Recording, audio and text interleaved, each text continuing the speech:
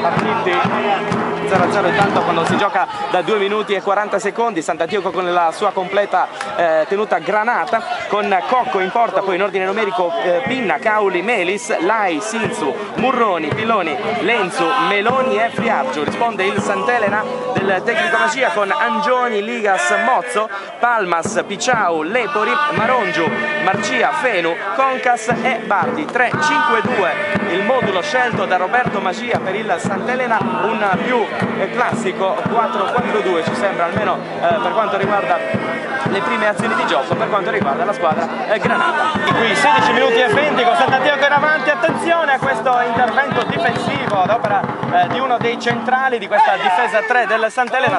Seguiamo questa iniziativa del Sant'Antioco, questo pallone a campanile preso dal portiere Angioni. Ancora vediamo il Sant'Elena che attacca con il numero 10 Concas in mezzo al campo, in mezzo a giù, adesso si fa largo, riceve adesso il pallone anticipato da Lai, ultimamente in fase difensiva per il Sant'Antioco, gira sullo stesso Lai, poi sembra all'indietro per il terzino sinistro di oggi Sinto, il quale sfrutta una deviazione, ci sarà rimessa con le mani in favore dei Granata. Calcio di rigore in favore del Sant'Elena, sul pallone c'è Gabriele Concas, 32esimo, è stato atterrato proprio Concas da Cauli, Cristiano Cauli, ed è stato espulso dal direttore di gara Marco Porchedo sulla sezione di Oristano. Dunque il rigore quando siamo al 33esimo in questo istante. Concas contro Cocco, tutto pronto per il penalty, batte Concas con il destro, rete!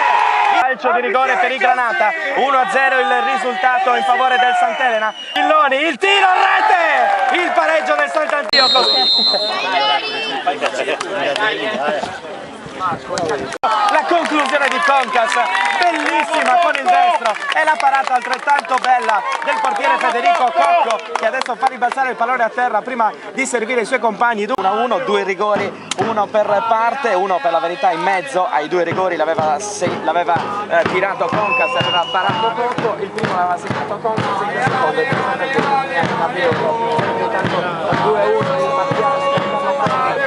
Ricordiamo che le due squadre sono sull'1-1, ci sarà un grande recupero in Magichiamo. Dunque questo è il parziale: Sant'Antioco 1, Sant'Elena 1. Passa ancora dalla destra, secondo palo, lo stacco di testa, e fuori il pallone. È intervenuto all'altezza del secondo palo un giocatore, esattamente Palmas, della formazione del Sant'Elena, e pallone direttamente fuori. Dunque di premiare il capitano Pilloni, però il pallone è troppo centrale, preso subito dal portiere Angioni, il quale rilancia ancora Pinna di testa, pallone a centrocampo, Palmas Sant'Elena con il destro, tocco morbido davanti per premiare Concas contro Lai.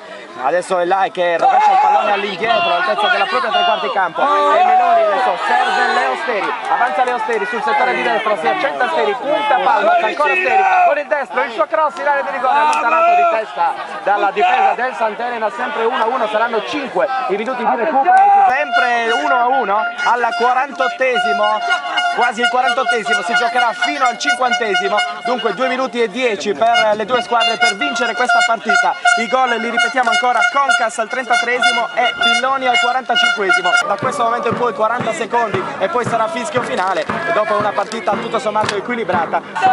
Leo Steri guadagna la rimessa laterale di Sant'Antioco, battuta adesso verso l'area di rigore, nei pressi dell'area c'è il pressing Pilloni, ancora il Sant'Elena in fase di disimpegno, poi all'impostazione questo Concas, il passaggio è buono per lui, la posizione regolare inseguita da Lai. Concas, area di rigore verso la linea di fondo, mette in mezzo il tiro e l'autogol incredibile, l'autogol del numero 13 Emanuele Sini, sfortunatissimo Emanuele Sini mette nella propria porta il pallone in rete dopo l'incursione ottima di Gabriele Concas, mette il pallone raso terra all'altezza del primo palo, intervenuto Sini a mettere il pallone in rete.